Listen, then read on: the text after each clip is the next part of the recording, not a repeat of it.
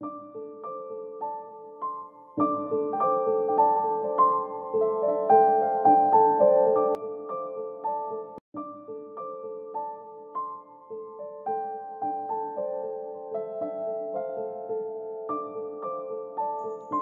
mencari rongsokan hingga puasa demi ibu bisa makan, pria ini sukses dengan 15 cabang warungnya. Reno kecil tumbuh dalam pelukan hangat ibunya, Sumarti, seorang wanita yang berjuang sendirian di tengah kemiskinan. Setiap hari Sumarti bangun sebelum matahari terbit, menyiapkan nasi dan sayur sederhana untuk mereka berdua. Lalu mengantarkan Reno ke sekolah sebelum pergi mencari barang bekas. Dia adalah seorang ibu yang kuat, meski hatinya terluka karena ditinggalkan oleh suaminya yang pergi dengan wanita lain. Kepergian suaminya meninggalkan luka mendalam. Namun Sumarti tidak pernah menunjukkan kelemahan di hadapan Reno. Di malam-malam sepi ketika Reno sudah tertidur, Sumarti sering duduk sendiri di sudut kamar, menangis dalam diam, meratapi nasibnya. Namun setiap pagi, dia kembali bangkit dengan senyum di wajahnya, menyembunyikan segala kesedihan di balik tatapan penuh kasih sayang. Reno sering melihat ibunya menahan air mata, tetapi dia selalu tersenyum di depan anaknya, berusaha menunjukkan bahwa mereka akan baik-baik saja. Hidup mereka memang sederhana, dengan rumah kecil yang berdinding kayu dan berlantai tanah. Meskipun begitu, rumah itu selalu hangat dengan tawa dan canda mereka. Sumarti memastikan Reno tumbuh dengan cinta dan perhatian, mengajarinya nilai-nilai kehidupan yang lebih berharga daripada harta benda. Di tengah kesederhanaan itu, Reno merasakan betapa besar kasih sayang ibunya. Kasih sayang yang memberinya kekuatan untuk menghadapi setiap tantangan hidup. Setiap hari, Bu Sumarti berjalan menelusuri gang-gang sempit dan lorong-lorong kota yang berdebu, mencari barang bekas untuk dijual. Reno yang baru berusia 9 tahun selalu setia menemani ibunya. Meski tubuh kecilnya harus bekerja keras mengangkat barang-barang yang mereka temukan di jalanan. Reno tidak pernah mengeluh, ia dengan sigap mengumpulkan kaleng, botol, dan kertas, memasukkannya ke dalam karung besar yang sudah reot. Matahari terik membakar kulit mereka, tapi semangat Reno tak pernah surut. Suatu sore saat mereka tengah memilah-milah tumpukan sampah di sudut pasar, Reno memandang ibunya dengan mata berbinar. "Bu, nanti kalau Reno sudah besar, Reno akan punya banyak uang. Kita nggak perlu cari barang bekas lagi. Ibu bisa istirahat di rumah," ujarnya dengan nada polos. Sumarti berhenti sejenak, memandang wajah anaknya yang penuh harapan. Senyum tipis muncul di bibirnya yang kering. "Ibu yakin kamu pasti bisa, Nak," katanya lembut, berusaha menutupi rasa cemas di hatinya. "Tapi sekarang kita harus kerja keras dulu, supaya kita bisa makan hari ini. Kamu kan anak pintar, kamu harus tetap sekolah dan belajar yang rajin." Reno mengangguk dengan penuh semangat. "Iya Bu, Reno janji akan belajar yang rajin. Nanti Reno jadi orang sukses, bisa beli rumah besar buat ibu," katanya sambil tersenyum lebar. Tiba-tiba Reno tersandung karung yang berat, dia terjatuh, lututnya tergores. Air mata mulai mengenang di sudut matanya. Sumarti segera menghampirinya, memeluk erat Reno. "Maafkan ibu, Nak," suara Sumarti bergetar, air matanya tak bisa lagi ditahan. "Ibu gak bisa kasih kamu hidup yang lebih baik. Kamu harus kerja keras di saat anak-anak lain bisa bermain dan belajar dengan tenang." Reno terdiam sejenak, menatap wajah ibunya yang penuh dengan kepedihan. Dengan tangan kecilnya, ia menghapus air mata yang mengalir di pipi Sumarti. "Gak apa-apa Bu, Reno senang bisa bantu ibu. Yang penting kita tetap bersama. Reno sayang ibu," katanya dengan suara yang pelan namun penuh keteguhan. Sumarti memeluk Reno lebih erat, membiarkan air matanya mengalir tanpa henti. "Ibu juga sayang kamu. Ibu akan berusaha lebih keras, supaya kamu bisa punya masa depan yang lebih baik. Ibu janji." Di antara tumpukan sampah dan bau menyengat, mereka berdua berpelukan erat, menemukan kehangatan dalam dinginnya kehidupan. Meski hidup keras menekan, tawa dan tangis mereka bercampur menjadi satu, menguatkan ikatan yang tak pernah bisa diputuskan. Sore itu di tengah perjuangan mencari rezeki, mereka kembali menemukan harapan dan kekuatan dalam cinta yang mereka bagi. Bu Sumarti selalu memimpikan kehidupan yang lebih baik untuk anaknya Reno. Baginya, pendidikan adalah jalan keluar dari kemiskinan yang tengah membelenggu mereka. Setiap pagi, meski lelah bekerja semalaman, Bu Sumarti selalu memastikan Reno siap berangkat sekolah. Kamu harus rajin belajar, nak. Sekolah yang tinggi, biar nanti bisa kerja yang enak. Gak seperti ibu, kata Bu Sumarti suatu pagi sambil mengelus rambut Reno dengan penuh kasih.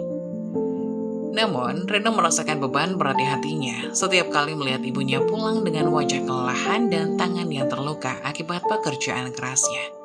Setiap sore sepulang sekolah, Reno langsung berlari mencari ibunya di antara tumpukan sampah dan kertas kardus. Ia tahu ibunya akan ada di sana, berjongkok sambil memilah-milah barang bekas yang bisa dijual.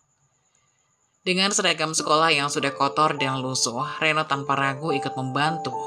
Dia tahu meskipun kecil, tenaganya dapat meringankan beban ibunya, walau hanya sedikit. Ketika menemukan kantong plastik penuh kaleng, Reno mengangkatnya dengan susah payah. "Biarkan aku bantu, Bu," katanya dengan suara yang tegas. Meski napasnya terengah-engah, ia ingin ibunya tahu bahwa dia bukan lagi anak kecil yang hanya bisa melihat tanpa berbuat apa-apa. "Nah, kamu harusnya belajar, bukan bantu ibu di sini," kata Bu Sumarti sambil mencoba meraih kantong plastik dari tangan Reno. Namun Reno dengan cepat menghindar, memeluk kantong plastik itu erat-erat. "Reno gak tega lihat ibu kerja sendirian. Reno mau bantu ibu," balas Reno. Matanya berkaca-kaca. Dia tahu ibunya ingin yang terbaik untuknya, tapi hatinya tak sanggup melihat ibunya menderita. Bu Sumarti terdiam menatap anaknya dengan perasaan campur aduk. Di satu sisi, ia merasa bangga melihat keberanian dan ketulusan hati Reno. Namun di sisi lain, ia merasa bersalah karena tidak bisa memberikan kehidupan yang lebih baik bagi anaknya. Dengan suara lembut, Bu Sumarti berkata, "Ibu ingin kamu punya masa depan, nak. Kamu harus sekolah supaya nanti bisa jadi orang sukses. Ibu nggak apa-apa, ibu kuat." Reno menatap ibunya, merasa ada beban yang begitu besar di pundaknya. "Kalau begitu, setiap pulang sekolah biar Reno bantu ibu. Pagi sampai siang Reno belajar, tapi sore Reno mau bantu ibu. Itu janji Reno, Bu." Bu Sumarti tahu, ia tidak bisa melawan tekad anaknya. Ia mengangguk pelan, menyembunyikan air mata yang hampir jatuh. "Baiklah, nak. Tapi janji sama ibu, kamu tetap harus belajar yang rajin ya. Jangan sampai nilai kamu turun," ucapnya akhirnya, menyerah pada keinginan Reno. Mereka kembali melanjutkan pekerjaan, bahu-membahu di tengah tumpukan barang bekas. Meski seragam sekolah Reno menjadi semakin kotor dan tangannya semakin kotor oleh debu dan kotoran, dia merasa bahagia. Setidaknya dia bisa berada di sisi ibunya, meringankan sedikit beban yang selama ini harus ditanggung sendirian oleh ibunya. Di tengah kehidupan yang keras, mereka menemukan kekuatan dalam kebersamaan, saling mendukung untuk bertahan. Di sekolah, Reno selalu berusaha duduk di pojok kelas, menjauh dari perhatian teman-temannya. Namun seragamnya yang lusuh dan bau sampah membuatnya sulit untuk tidak terlihat. Setiap kali ada yang duduk di sebelahnya, mereka segera menutup hidung dan bergeser menjauh. "Lihat tuh si Reno, bau banget. Kamu mandi gak sih, Noh?" tanya Dani, salah satu teman sekelas Reno, sambil menahan tawa. Reno hanya diam menunduk kepalanya. Dia berusaha fokus pada buku di depannya, tetapi ajakan itu membuatnya merasa terpojok.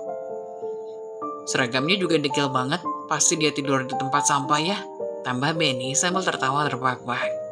Reno merasa hatinya tersayat mendengar ajakan itu. Dia ingin berteriak, ingin memberitahu mereka betapa kerasnya hidup yang harus dia jalani. Namun dia hanya menggigit bibirnya, menahan air mata yang hampir jatuh. Dia tahu membalas hanya akan membuat situasi semakin buruk. Saat istirahat, Reno pergi ke belakang sekolah, duduk sendirian di bawah pohon besar. Dia menatap seragamnya yang penuh noda dan mencium bau yang tak sedap. Air mata mulai menggenang di pipinya. Dia merasa malu dan marah, tapi lebih dari itu, dia merasa putus asa. Tak lama kemudian, Rina, teman sekelasnya yang baik hati, menghampirinya. "Reno, kamu gak apa-apa?" tanya Rina dengan lembut, duduk di samping Reno. Reno cepat-cepat menghapus air matanya dan mengangguk. "Aku gak apa-apa," jawabnya pelan, meski suaranya bergetar. Rina memandang Reno dengan iba. "Aku tahu kamu kerja keras buat bantu ibumu, tapi kamu gak harus hadapi ini sendirian, Reno. Kalau mereka terus ngejek kamu, lebih baik lapor ke guru." Reno menggeleng. "Aku gak mau masalah ini makin besarin. Mereka cuma ngomong, aku lebih takut kalau ibu tahu."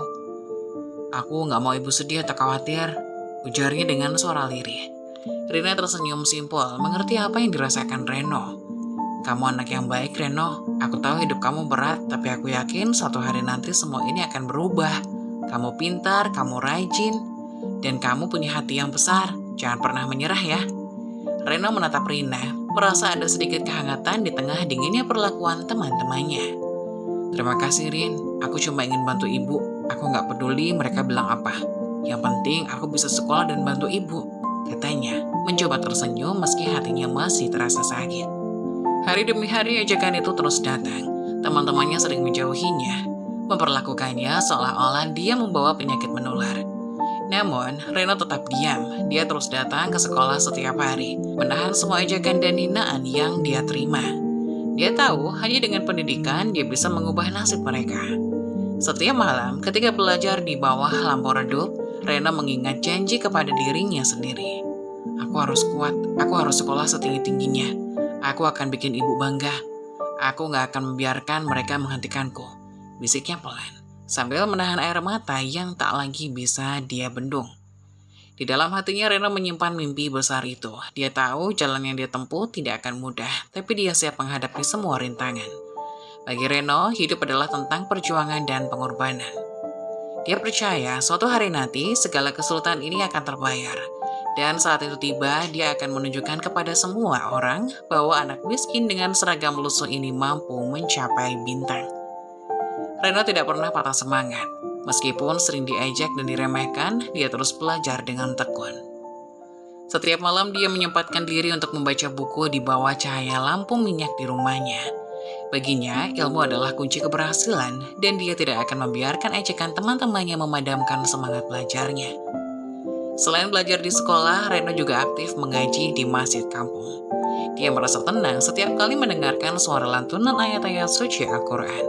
Seakan semua beban di pundaknya menjadi lebih ringan. Hari demi hari, Reno menjalani rutinitas yang sama. Belajar membantu ibunya mencari barang bekas dan mengaji. Namun, dia selalu melakukannya dengan senyuman.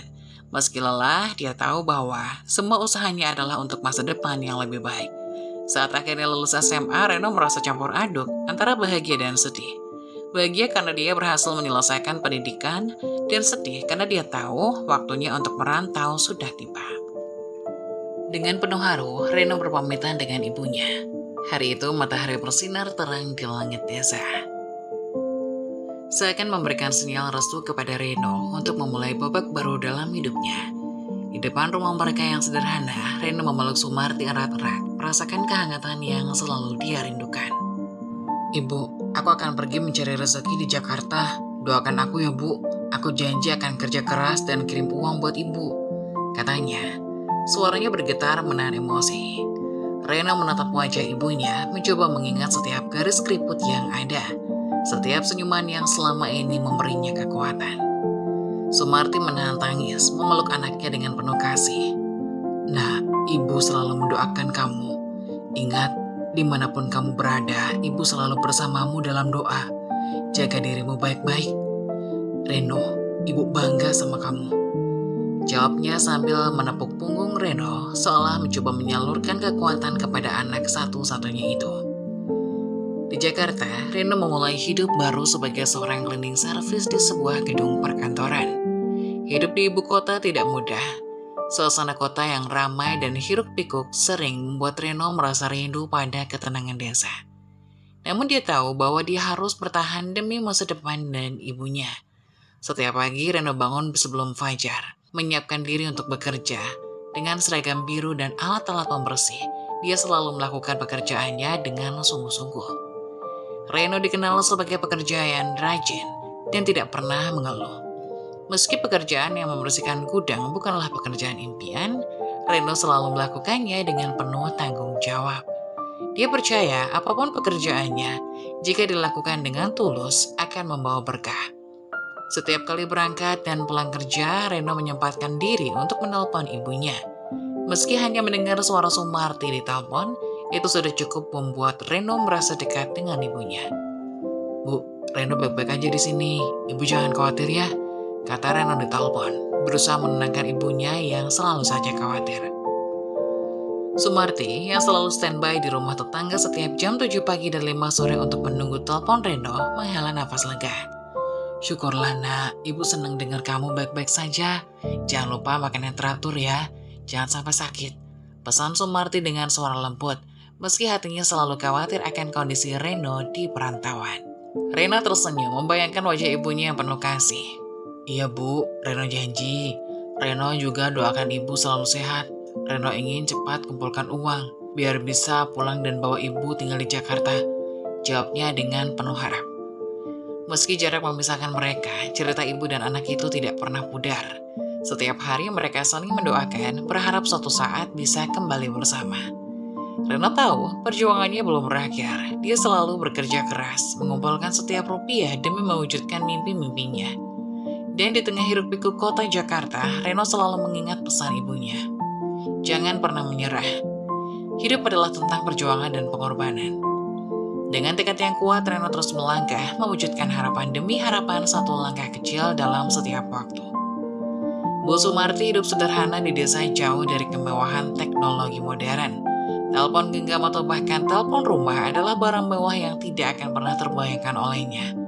Di rumah kecilnya yang terbuat dari papan kayu dan atap seng, Bu Sumarti tidak memiliki fasilitas untuk bisa berkomunikasi dengan anaknya yang merantau.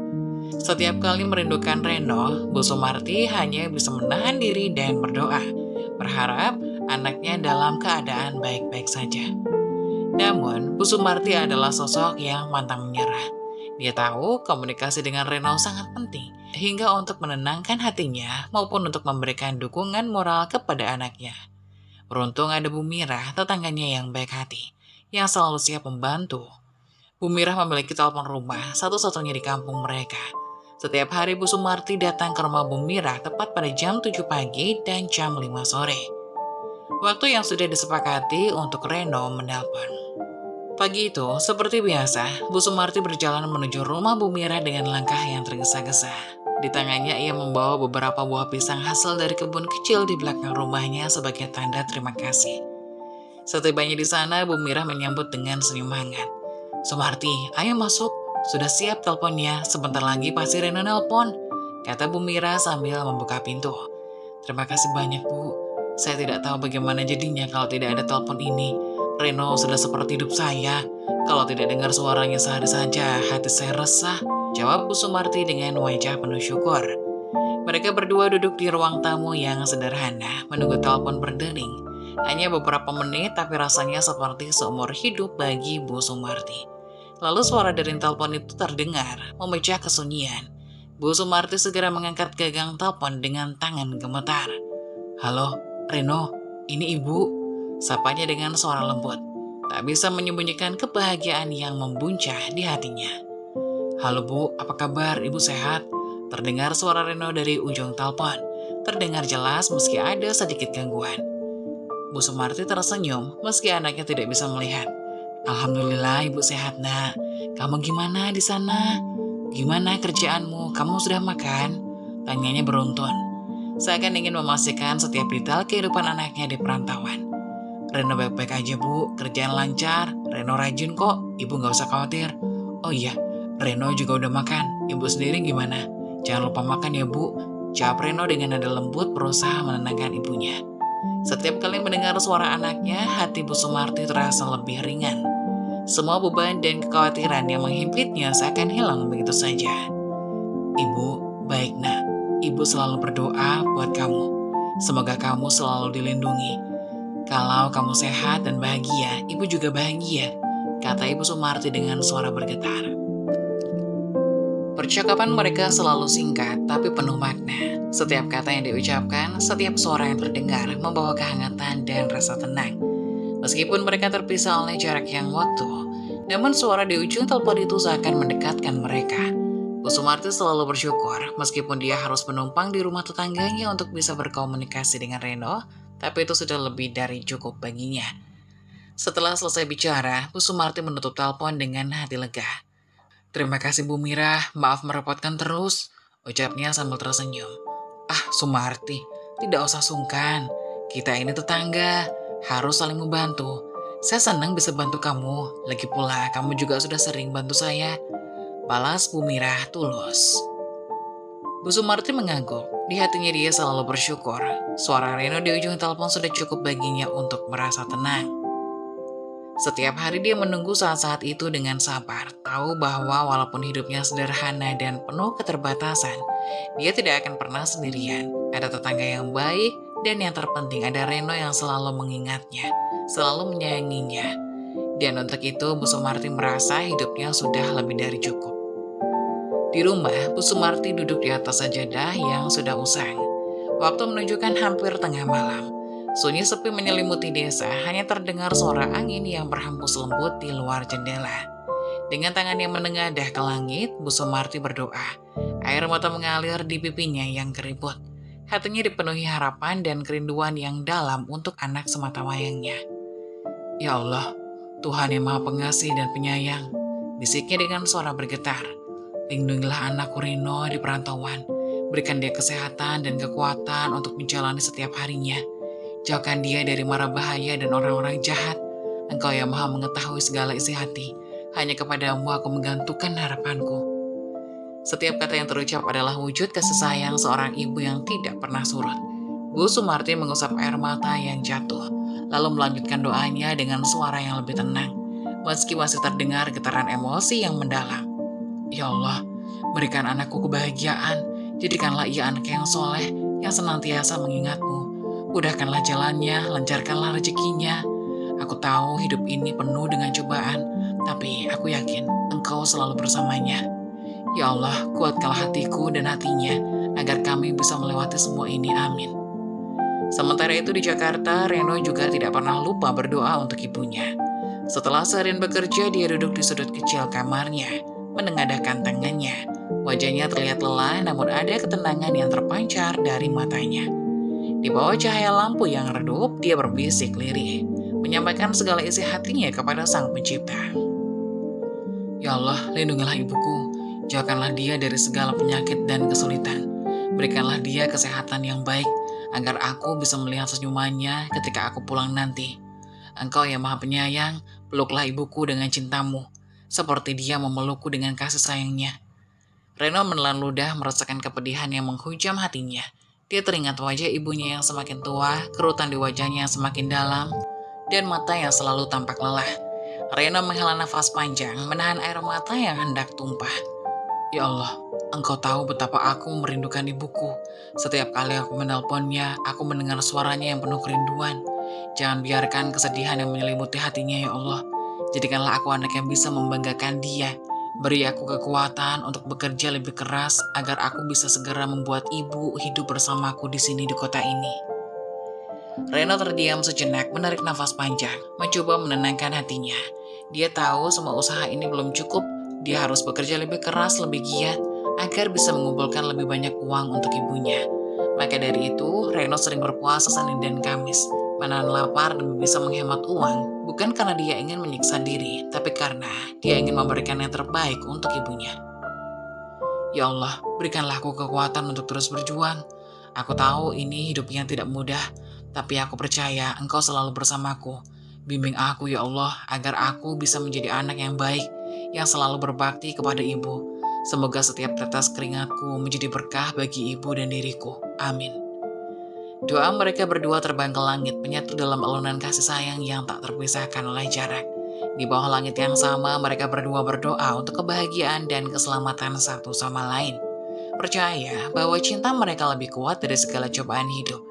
Di antara kesunyian malam, doa itu terus terucap, menjadi penghubung yang tidak pernah putus antara hati seorang ibu dan anaknya. Menjadi cahaya di tengah kegelapan, menjadi harapan di tengah keputusasaan. Setelah menyelesaikan tugasnya sebagai cleaning service, Reno tidak langsung pulang ke kontrakan kecilnya yang sederhana. Pekerjaan hariannya belum selesai. Di pinggir jalan dengan gerobak kecil yang sudah menemaninya selama beberapa bulan terakhir, Reno menjual seblak, makanan khas yang populer di kalangan anak muda. Gerobak itu sederhana, terbuat dari kayu dan besi, dicat warna-warni dengan tulisan seblak spesial Reno. Wangi pedas dan gurih dari kuah seblak mengepul, mengundang selera para pejalan kaki. Setiap malam, Reno melayani pelanggan dengan senyum ramah meski tubuhnya lelah. Dia menyiapkan mangkuk demi mangkuk seblak dengan cepat, mencampurkan kerupuk yang kenyal dengan sayuran, bakso, dan kuah yang pedas. Pelanggan setianya mulai dari anak-anak, sekolah, hingga pekerja kantoran datang dan pergi, menikmati seblak hangat di tengah dinginnya malam. "Mas Rino, seblaknya 1 porsi lagi yang pedes ya," teriak seorang pelanggan, seorang mahasiswa yang sering datang ke sana. "Siap, tunggu sebentar ya, sebentar lagi jadi," jawab Reno dengan penuh semangat, meski matanya menunjukkan kelelahan. Meski lelah, Reno tidak pernah mengeluh. Baginya, setiap mangkuk seblak yang terjual adalah harapan untuk hidup yang lebih baik. Untuk ibunya yang ia cintai. Dia yakin bahwa usaha kerasnya akan membawa perubahan dalam hidup mereka. Reno selalu menyisihkan sebagian uang hasil dagangannya untuk dikirim ke ibunya di desa, berharap bisa memberikan kehidupan yang lebih baik bagi Sumarti.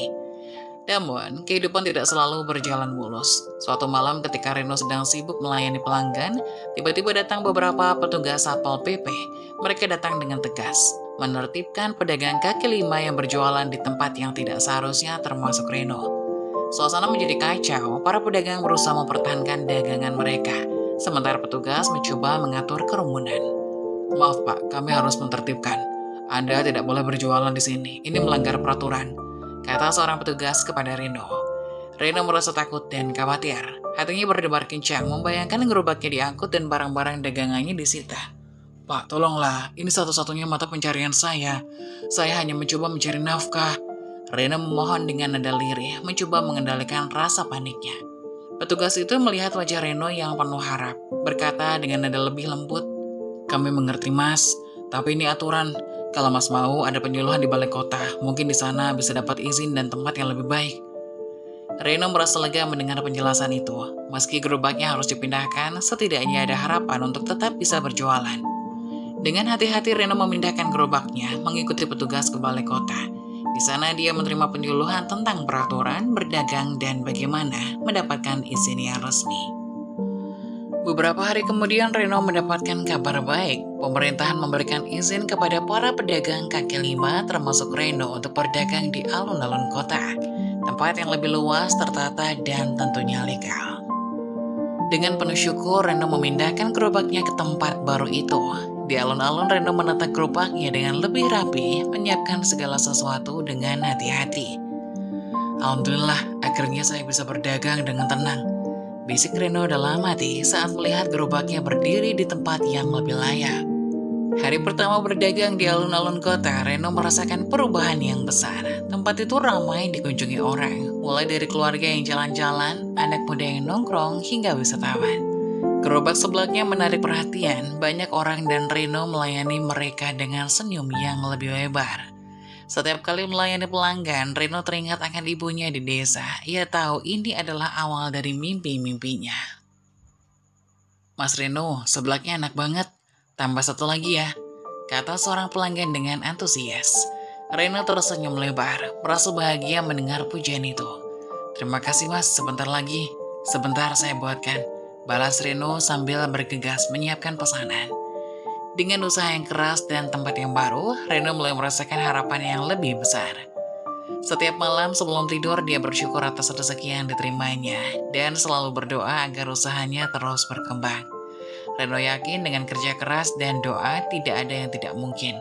Di bawah langit Jakarta yang penuh bintang, Reno memandang masa depan dengan penuh optimisme. Siap menghadapi segala tantangan demi mewujudkan impian-impian besarnya. Di alun-alun kota, gerobak seblak Reno mulai dikenal oleh banyak orang. Setiap hari dari pagi hingga malam, dagangannya laris manis. Aroma pedas dan gurih dari seblak membuat orang-orang tertarik untuk mencicipinya. Jajanan yang ramai dipenuhi pelanggan yang datang silih berganti. Mulai dari keluarga yang menikmati akhir pekan mereka, hingga anak-anak muda yang berkumpul bersama teman-teman. Reno bekerja keras di balik gerobaknya, mengaduk kuah, menambah bumbu, dan menyajikan seblak dengan penuh perhatian. Dia melayani setiap pelanggan dengan senyum ramah, meski keringat membasahi pelipisnya dan lelah terasa di setiap otot tubuhnya. Kepuasan pelanggan membuat Reno merasa semua usaha dan kerja kerasnya terbayar. Satu hari, saat momen santai di antara kerumunan pembeli, Reno duduk sejenak di dekat gerobaknya. Dia melihat sekeliling alun-alun yang penuh dengan orang-orang yang menikmati makanan dan suasana. Di balik senyuman mereka, Reno merasakan sesuatu yang berbeda-beda dan keberanian. Kesuksesan kecil ini memberikan dorongan yang besar untuk langkah selanjutnya. Reno menarik napas dalam-dalam dan mengingat kembali pekerjaannya sebagai cleaning service. Meskipun pekerjaan itu sangat berarti dan membantu dia bertahan hidup di Jakarta, tetapi dia tahu bahwa usaha sebelaknya mulai menunjukkan hasil yang menjanjikan. Setiap malam dia menghitung hasil dagangannya dan merasa bangga melihat angka yang terus meningkat.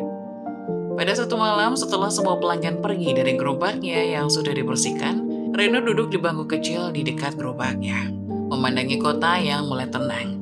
Dengan tekad bulat, dia memutuskan untuk mengambil langkah besar. Keesokan harinya, Reno menulis surat pengunduran diri dari pekerjaannya sebagai cleaning service. Di tempat kerja, Reno menemui atasan dengan surat pengunduran diri di tangan. "Pak, saya ingin mengucapkan terima kasih atas semua kesempatan dan dukungan yang diberikan. Namun, saya memutuskan untuk fokus pada usaha seblak saya yang sekarang mulai berkembang," katanya dengan rasa hormat.